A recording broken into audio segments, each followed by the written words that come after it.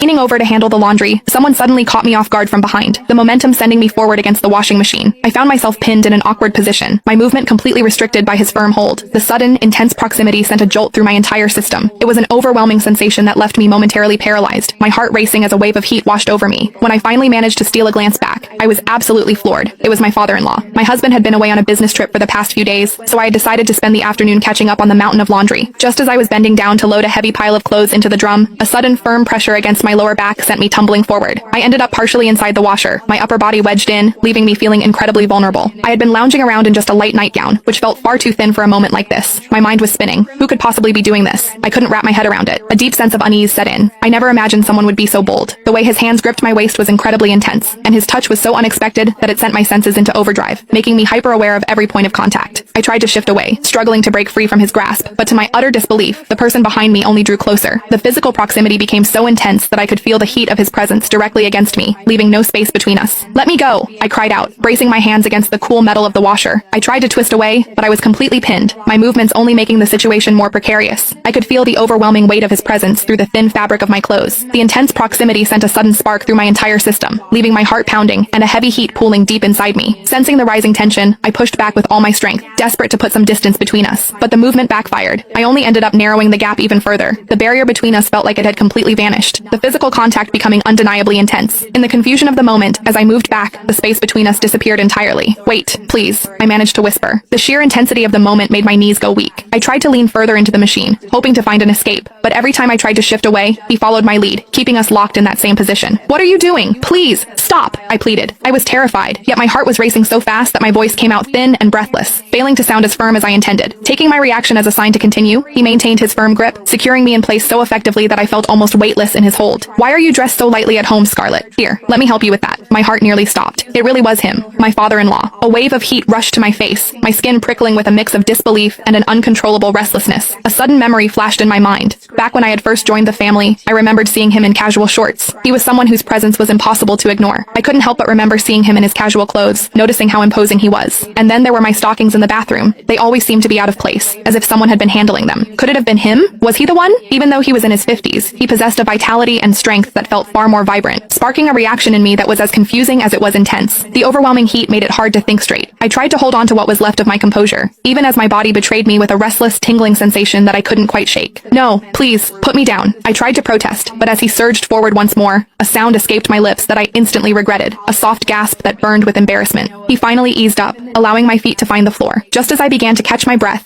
his arms pulled me back in. Instantly,